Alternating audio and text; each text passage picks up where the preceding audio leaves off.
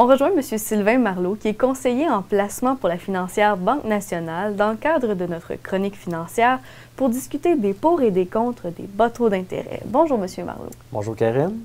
Karine, cette semaine, je voulais jaser des taux d'intérêt. Je voulais qu'on regarde le pour et le contre du niveau des taux d'intérêt actuels. Je commence en vous montrant le taux d'intérêt pour une obligation de 10 ans.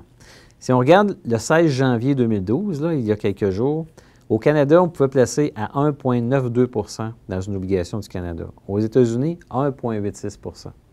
Si on regarde des années 50 à 60, les taux oscillaient, variaient entre 3 et 4 %.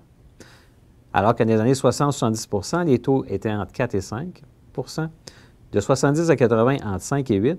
Puis on a même vu au début des années 80 les taux qui ont été entre 10 et 17 % pour une brève période. Donc, les taux 1,92 au Canada, 1,86 aux États-Unis ne sont pas élevés. C'est sûr qu'il y a beaucoup de positifs là-dedans, dans le sens que les banques centrales veulent que l'économie fonctionne bien. Alors, en baissant les taux d'intérêt, les gens peuvent consommer. Hein? La consommation est roi. Alors, on achète des autos, on achète des maisons, on achète tout ce qu'il faut parce qu'on en trouve de l'argent.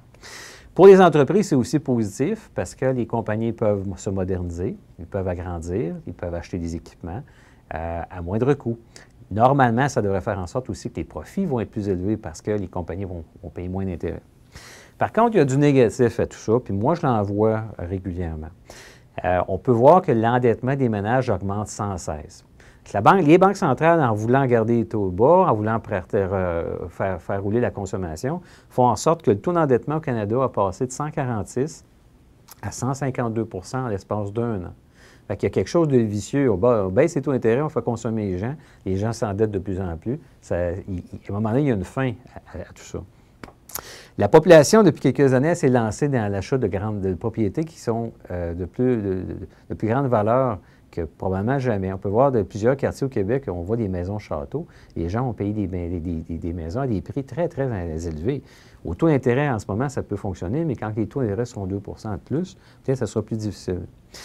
Ensuite de ça, la baisse des taux d'intérêt a fait qu'en sorte, encore une fois, je le répète, que les propriétés ont pris de la valeur. Ce que ça a fait, c'est que ça diminue l'accessibilité au logement, à l'achat d'une propriété. Imaginez-vous, vous êtes quelqu'un qui a 20-22 ans, à acheter la première maison, ça ne sera pas facile. Hein? Ensuite de ça, au niveau des retraités, c'est difficile. Les retraités qui ont pris leur retraite, qui vivent de leurs intérêts, de leurs revenus sur les rendements de ces placements, il n'y en a pas beaucoup. Les taux d'intérêt à 2 % imposables, il en reste 1 % dans les poches du retraité. C'est très négatif. Ensuite, au niveau des employeurs, là, il y a quelque chose qui est très vicieux dans le sens que les compagnies, il faut qu'ils fassent... Les compagnies offrent souvent des fonds de pension aux employés. Il faut que le fonds de pension fasse 5-6 % par année de rendement pour pouvoir payer les retraités, pour pouvoir faire fonctionner le fonds de pension. Alors, en ce moment, vu que les compagnies ont de la misère, les fonds de pension ont de la misère à faire ce rendement, il y a beaucoup d'entreprises qui disent « on va vous offrir un fonds de pension à cotisation déterminée ». Donc, on vous donne des montants, mais on ne vous garantit pas les revenus qu'il va y avoir à la retraite. Bien ça, écoutez, on reporte un problème dans 10, 15, dans 20 ans. Il va y avoir un problème de société parce que les gens vont être moins capables de travailler, vont vouloir prendre la retraite, ils n'auront plus d'économie. Ensuite, il faut porter l'attention qu'il y a de l'inflation dans le système en ce moment. On voit les prix de l'alimentation qui augmentent. On voit les prix de ce qu'on mange au restaurant qui ont monté. Le prix de l'essence monte. Il y a d'autres secteurs aussi qui ont les prix montés. Puis la seule façon de calmer ça, ça va être de monter les taux d'intérêt à un certain moment. Alors, ma position à moi, je pense qu'il faudrait monter les taux d'intérêt, probablement de 2 %.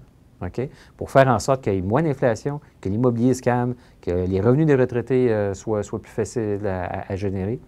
Mais en même temps, il faudrait peut-être mettre à contribution l'ingénierie financière là, pour faire en sorte que les taux d'intérêt, que les gens qui sont très endettés, si les taux d'intérêt montent de 2-3 % il faut qu'ils soient capables de payer leurs dettes. Il ne faut pas qu'on provoque une réaction en chaîne dans l'économie ou que l'économie ne roulera plus à cause qu'on va monter les taux d'intérêt. Alors, je souhaite une hausse de taux d'intérêt le plus rapidement possible. Merci de nous avoir rencontrés aujourd'hui, M. Marleau.